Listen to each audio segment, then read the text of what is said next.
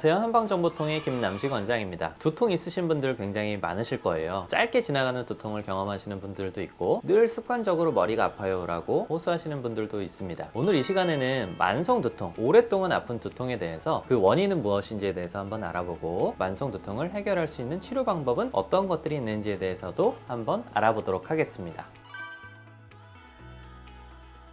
두통의 원인은 굉장히 다양합니다. 감기가 걸려서도 바로 두통이 올 수도 있고, 여성분들 우리 생리주기 때도 두통이 올 수도 있고, 이러한 두통의 원인들은 굉장히 다양한데요. 만성적인 두통을 나타내는 것들은 주로 긴장성 두통, 편두통, 그리고 군발성 두통, 이 세 가지 영역에 포함되는 경우가 가장 많습니다. 물론 심각한 질환에서도 두통이 나타날 수 있어요. 뇌종양이 있다든지, 뇌경색이 생겼다든지, 뇌출혈이 생겼다든지, 축두동맥염 아니면 뇌수막염과 같은 머릿속에 생길 수 있는 다른 신경계통 이상이 있어도 만성적인 두통이 발생할 수는 있지만 그 확률은 굉장히 적고, 그러한 두통의 양상은 일반적인 두통과 다르기 때문에 대부분 이제 검사를 통해서 걸러내게 되거든요. 오늘 이 시간에는 이런 심각한 질환 말고 특발적인, 그러니까 특별한 심각한 원인이 없는 두통의 종류 세 가지, 긴장성 두통, 편두통, 그리고 군발성 두통에 대해서 한번 알아보는 시간을 가져보겠습니다. 첫 번째는 바로 긴장성 두통입니다. 모든 두통에서 90% 이상의 확률을 차지할 정도로 가장 흔한 원인이 바로 이 긴장성 두통인데요. 긴장성 두통이라고 하면 말 그대로 무언가 긴장이 됐기 때문에 통증이 나타난다 라는 뜻입니다. 긴장이 되는 구조물은 뭐냐면요, 안쪽에는 이제 머릿속을 보면 뇌가 있고, 그 밖에 두개골이 감싸고 있고, 그 밖에는 근육과 근막이라는 걸로 이렇게 덮여져 있거든요. 두개골 안쪽에 있는 뇌에는 이상이 없는데 겉에 있는 근육과 근막이 굳어져서 긴장돼서 나타나는 증상이 바로 긴장성 두통이라고 하겠습니다. 이 긴장성 두통은 말 그대로 정서적인 긴장이라든지 아니면 자세가 불량했을 때 근육이 굳어져서 생긴다든지 여러 가지 원인에 의해서 발생을 할 수가 있는데요. 근육이나 근막이 긴장되게 되면 그 사이사이로 신경이 주행을 하기 때문에 그 신경의 포착이 나타나서 근육이 신경을 잡기 때문에 통증이 나타나게 됩니다. 주로는 근육이 긴장돼서 나타나는 느낌이기 때문에 쪼이는 듯한 느낌이 나타나는 것이 특징이고요. 근육이 한쪽만 긴장되는 경우는 그렇게 많지가 않아요. 그래서 양측성으로 전체적으로 쪼이는 듯한 느낌이 나타나는 것이 특징입니다. 어떠한 분들은 그 근육의 라인을 따라서 마치 띠를 두른 것처럼 아프다라고 호소를 하시기도 합니다. 요새 스마트폰 사용이 굉장히 많잖아요. 스마트폰을 사용하거나 책상 작업을 하거나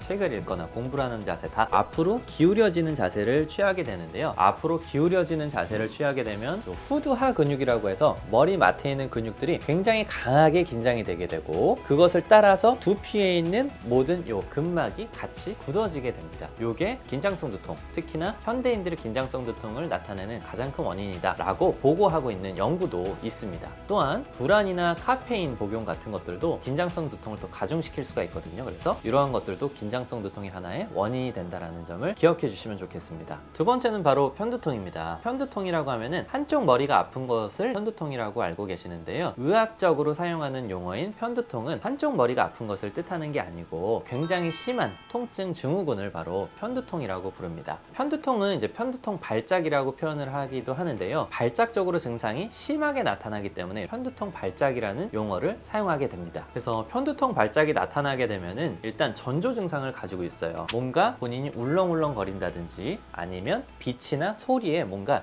예민해지는 증상을 먼저 느끼고 나서, 내가 머리가 아플 것 같다는 느낌을 느끼고 나서 그 이후에 한 10여 분 있다가 증상이 나타나는 것이 특징이고요. 그리고 박동성의 통증이 나타나는 것이 특징입니다. 편두통의 원인이 혈관의 경련에 있다라고 추측을 하고 있거든요. 혈관의 경련성 통증이기 때문에 머리 안에서 마치 심장이 뛰는 것처럼 두근두근하는 박동성 통증을 느끼는 것이 특징입니다. 또한 자율신경계통의 증상들을 병행하는 것도 하나의 특징이에요. 그래서 구역구토감, 그러니까 울렁거리는 듯한 느낌을 같이 동반하는 경우가 굉장히 많고요. 한쪽 시야가 흐려지거나 중풍 걸린 것처럼 언어장애가 생기거나 팔다리가 저리거나 마비감이 생기는 것을 동반하시는 분도 있습니다. 이러한 통증이 발작적으로 발생해서 약 4시간 정도 지속을 하게 되거든요. 이러한 편두통의 원인은 뭐냐면, 아까도 서두에 설명을 해드렸지만 혈관이 경련하는 것이 편두통의 원인이라고 보고 있습니다. 혈관이 좁아졌다 넓어졌다를 반복하게 되면서 주변 조직을 자극하기 때문에 통증이 나타난다 라는 것을 이제 첫 번째 원인으로 보고 있고요. 또 한 가지는 신경이 예민해지는 것도 하나의 원인으로 보고 있습니다. 신경 전달 물질 중에 하나인 세로토닌의 대사에 이상이 발생했기 때문에 신경이 예민해지고 뇌가 전체적으로 민감해지기 때문에 편두통 발작이 나타난다 라고 보고 있고요. 폐경 후에 증상이 대부분 좋아지는 경우들이 많기 때문에 여성 호르몬이 이 편두통에 관여하고 있지 않는가 라고 추측을 하고 있습니다. 세 번째는 바로 군발성 두통입니다. 군발성 두통은 이 남성분들한테 호발하는 증상인데요. 이 한쪽 눈하고 한쪽 눈의 옆에 있는 관저놀이가 꽤 뚫는 것처럼, 마치 누가 뚫어놓는 것처럼 느끼는 굉장히 심한 통증이 나타나는 것이 특징입니다. 이게 하루에 한 번에서 세 번 정도까지 발생을 하면서 뭐 수주나 수개월까지도 지속을 하게 되거든요. 대부분은 뭐 눈이나 이런데 머릿속에 이상이 있지 않나 라고 의심이 될 정도로 심각한 통증이 나타나기 때문에 검사를 하러 많이 가시거든요. 근데 실제 뭐 안과적인 검진이나 뇌 검진을 했을 때는 특별한 이상이 나타나지는 않습니다. 남성분들이 특히나 음주나 흡연을 많이 하시는 분들이 이러한 증상들이 많이 나타난다고 보고를 하고 있거든요. 음주나 흡연과 같은 이런 물질들이 신경을 흥분시켜서 증상을 나타나는 것이 아닌가라고 추측을 하고 있습니다. 신경, 그리고 신경 전달 물질인 세로토닌, 아니면 통증을 나타내는 물질인 히스타민과 같은 물질들이 군발성 두통의 원인이지 않나라고 의심을 하고 있는 상황입니다. 지금 세 가지를 설명해 드렸어요. 가장 많은 두통의 종류는 바로 긴장성 두통, 머리 두피에 있는 근육이나 근막이 긴장돼서 나타나는 증상이 가장 흔하고요. 편두통 발작, 편두통이라고 하는 것은 한쪽 머리가 아픈 것이 아니고 혈관이 경련되고 그리고 신경 전달 물질이 뭔가 농도가 잘못됐기 때문에 나타나는 편두통. 또 한 가지는 남성에게서 흡연과 음주를 하시는 분들이 자주 나타나는 군발성 두통. 이 세 가지가 우리 만성 두통에서 가장 흔한 원인이라고 알고 계시면 좋겠습니다. 과연 이런 두통들을 어떤 식으로 해결을 할 것인가? 두통에는 가장 먼저 떠올리는 것이 바로 이 진통소염제 같은 것들이죠. 당연히 진통제를 먹게 되면 통증을 억제시키는 그런 기전을 가지고 있기 때문에 진통제가 작용하는 시간 동안에는 통증을 좀 덜 느끼게 되는 효과를 가지실 수가 있습니다. 하지만 진통소염제는 뭐 근본적인 원인 치료를 해주는 것은 아니잖아요. 때문에 보다 더 근본적인 치료를 하는 것이 필요한데요. 그게 바로 침 치료가 될 수가 있겠습니다. 긴장성 두통이 가장 많다고 했잖아요. 근육이 어디가 굳어져 있거나 아니면 근막이 굳어져 있는 부분은 침 치료를 통해서 이완을 시켜줄 수 있기 때문에 근본적인 치료가 가능하다고 하겠고요. 혈관 경련이나 신경 전달 물질에 이상이 있어서 발생하는 편두통 같은 것들은 침 치료를 시행을 하게 되면은 혈관의 경련이라든지 특히나 신경 전달 물질의 농도를 조절해주는 효과를 침 치료가 가지고 있기 때문에 이런 것들도 개선을 시킬 수가 있겠습니다. 실제로 우리 연구를 진행을 해보면요, 미국에 있는 듀크 대학교에서 연구를 진행을 해봤는데 무려 5,000명을 대상으로 연구를 진행을 했습니다. 편두통을 진단받으신 분들 5,000명을 대상으로 침치료에 대한 연구를 진행을 해봤더니 침치료를 2개월에서 6개월 동안 꾸준히 시행을 하신 분들은 편두통 때 드시는 편두통 약이 있거든요. 메토프롤롤이라든지 플루나리진이라고 하는 그런 약이 있는데요. 그런 약에 비해서 침치료가 더욱더 우월한 효과를 보였다라고 보고를 하고 있습니다. 긴장성 두통에 대해서도 우리 똑같은 연구를 진행을 했습니다. 긴장성 두통 진단을 받으신 환자 2,349명을 대상으로 연구를 진행을 해봤더니요, 이 환자분들도 똑같이 2에서 6개월 동안 침치료를 꾸준히 진행을 해본 결과 통증의 빈도 그리고 통증의 정도 두 가지를 모두 경감시킨다라고 보고를 하고 있습니다. 듀크 대학교 연구진들은 만성 두통에 대한 연구들도 진행을 했는데요. 3개월 이상 지속하는 잘 낫지 않는 만성적인 두통을 가지는 환자분들한테 침치료를 시행을 해봤더니 거짓 침치료에 비해서 더욱더 유의미한 효과를 나타내고 있다라고 보고를 하고 있습니다. 그래서 듀크 대학교 연구진들은 만성 두통, 그러니까 3개월 이상 지속하는 두통, 그리고 긴장성 두통, 우리 제일 흔한 두통, 그리고 편두통, 심한 발작이 일어나는 편두통에서 모두 다 침치료가 유의미한 효과를 나타내고 있다라고 보고를 하고 있습니다. 한약 치료 역시 두통에 굉장히 좋은 효과를 가지고 있습니다. 두통에는 사실 침치료가 굉장히 속효, 빠른 효과를 가지고 있고 특효, 굉장히 좋은 효과를 가지고 있기는 하거든요. 한약 치료도 비슷하게 좋은 효과를 얻을 수가 있습니다. 한약 치료를 시행한 연구를 하나 소개를 해드릴 텐데요. 18세에서 75세까지, 그러니까 거의 모든 성인 연령을 대상으로 해서 특히 편두통을 진단받으신 환자분들, 굉장히 심한 두통을 호소하시는 편두통을 진단받으신 분들을 대상으로 연구를 진행을 해봤더니 한약 치료는 치료의 종료 시점과 추적 관찰 시점에서 모두 통증의 정도라든지 통증의 빈도를 개선시켜주는 효과를 가지고 있다라고 보고를 하고 있습니다. 그래서 한약을 먹을 때뿐만 아니고 추적 관찰 시점은 한 수개월이나 수년 지나서 우리 체크를 다시 하게 되거든요. 한약 복용이 다 끝나고 나서도 그 효과가 어느 정도는 유지된다라는 점을 주의 깊게 관찰해 주시면 좋겠습니다. 한약 치료의 통증 개선 효과는 어느 정도냐라고 하면은 편두통 발작 때 쓰는 양약인 플루나리진이라고 하는 그런 약이 있어요. 그런 약과 동등한 정도의 효과를 가지고 있다라고 보고를 하고 있기 때문에 편두통 발작 때 쓰는 약들이 여러 가지 또 부작용을 가지고 있는 경우들이 있거든요. 한약 치료를 시행하게 되면 그런 부작용에 대한 부담을 덜을 수가 있기 때문에 그런 부작용 없이 비슷한 정도의 효과를 얻을 수 있고, 그리고 치료 시에 뿐만 아니고 그 몇 개월이나 몇 년이 지났음에도 불구하고 치료의 효과가 유지될 수 있다는 점을 꼭 기억해 주시면 좋겠습니다. 그리고 침이나 한약 치료뿐만 아니고 한의원에서 시행하는 추나 치료도 두통에 굉장히 효과적일 수가 있습니다. 추나 치료는 뼈를 맞춰주는 전골 추나와 근육을 이완시켜주는 경근 추나로 구성이 되어 있거든요. 특히나 이 근육을 이완시켜주는 경근 추나를 시행을 하게 되면 대부분의 두통의 원인인 긴장성 두통이죠. 근육이나 근막이 굳어져서 생기는 두통에 굉장히 효과적일 수가 있습니다. 경근 추나를 시행하게 되면 근육을 1차적으로 풀어주는 효과를 얻을 수가 있기 때문에 근긴장에서 오는 긴장성 두통에 굉장히 좋은 효과를 얻을 수가 있고요. 그리고 서두에 제가 스마트폰 사용이 우리 현대인들의 두통을 유발하고 있다는 연구 결과를 하나 소개해 드린 적이 있는데 그게 바로 목의 각도 때문이거든요. 그러니까 스마트폰 사용을 하게 되면 어깨가 말리는 라운드 숄더가 되고 고개가 앞으로 빠지는 거북목이 되고 이게 심해지면 일자목이 되고 하기 때문에 주변에 있는 조직들이 굳어져서 통증들이 나타나는 거예요. 추나요법 중에서 뼈를 맞춰주는 전골 추나를 시행하게 되면 목에 있는 각도, 경추의 각도를 되살려 줄 수가 있거든요. 목에 있는 각도가 건강해지면 통증이 나타나는, 두통이 나타나는 횟수와 정도를 훨씬 더 개선시켜주고 예방할 수가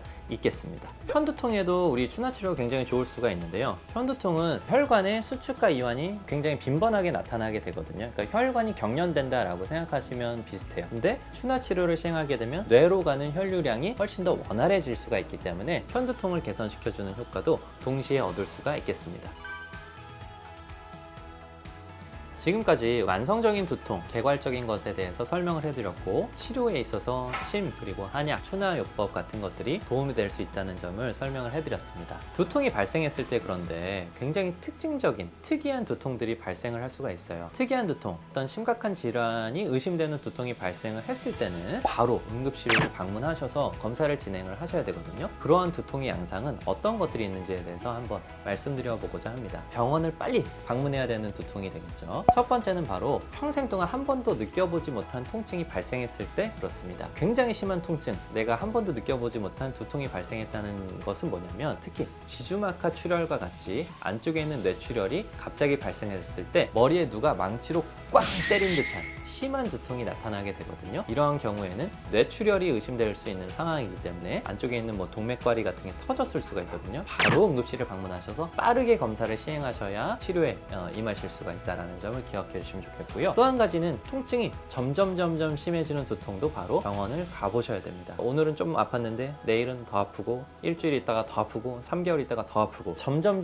진행되는 두통은 어떤 거냐면 안쪽에 종양각 같은 것이 자리를 잡아서 점점 커지면서 주변에 있는 조직들을 눌러서 나타나는 통증일 수가 있거든요. 그래서 점차적으로 심해지면서 나아지지 않는 두통이 있을 때도 병원을 방문하셔서 빠르게 검사를 시행을 해주시면 좋습니다. 또한 용변이나 기침에 의해서 증상이 가중될 때도 병원을 바로 방문을 하셔야 되는데요. 용변이나 기침을 하게 되면 압력이 상승을 하게 되는데 압력이 상승해야 했을 때 증상이 나타난다는 것은 뭐냐면 뇌 속에 공간 점유성 어떤 병변이 있다는 것을 의미를 합니다. 공간 점유를 하고 있다는 것은 좀 전에 설명해드린 어떤 뇌 종양일 수도 있고요. 아니면은 뇌 수막 자극 증상이라고 하는데 뇌 수막염과 같은 증상에서도 이러한 용변이나 기침에 의해서 가중되는 통증이 나타날 수가 있거든요. 배변을 하거나 기침을 했을 때 증상이 가중되는 두통이 있다라고 느껴지시면 병원을 방문하셔서 검사를 꼭 시행을 하셔야 되겠습니다. 발열이나 구토가 동반되는 두통도 굉장히 주의하셔야 됩니다. 발열이 나타나는 경우는 뭐냐면 특히나 우리 뇌수막염이 있을 때 굉장히 심한 두통과 함께 온몸에 고열이 나타나게 되거든요. 고열을 동반하는 심한 두통이 있으면 바로 병원을 가셔서 체크를 하셔야 뇌수막염과 같은 그런 증상들을 걸러낼 수가 있고요. 구토가 있다는 것은 또 뭐냐면 안쪽에 이것도 공간점유성 어떤 병변이 있다는 거예요. 종양이 될 수도 있고 출혈이나 경색과 같은 경우에 안쪽에 뭔가 공간을 차지하고 있는 물질이 있으면 그것에 의해서 뇌압이 상승하면서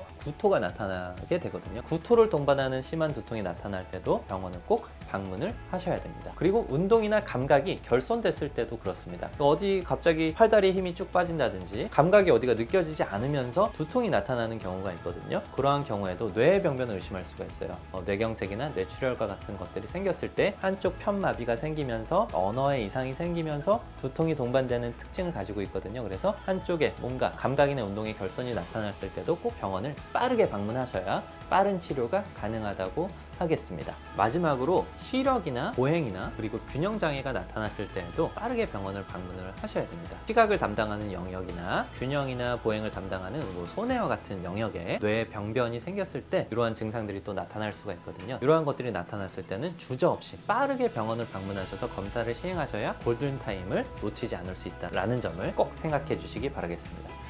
자, 오늘 이 시간에는 만성적인 두통에 대해서 한번 알아보았습니다. 만성적인 두통에는 어떠한 종류들이 있는지, 긴장성 두통, 편두통, 군발성 두통에 대해서 알아보았고, 그것들을 개선시켜주는 치료는 일반적으로 우리 진통성제를 생각하시지만 침치료가 굉장히 속효 그리고 특효를 가지고 있다는 점을 기억을 해주시고요. 한약치료라든지 추나요법 같은 것들도 두통을 개선시켜주는 효과를 얻을 수 있다는 점을 생각해 주시면 좋겠습니다. 자, 지금까지 시청해주셔서 너무 감사드립니다. 한방정보통의 김남식 원장이었습니다.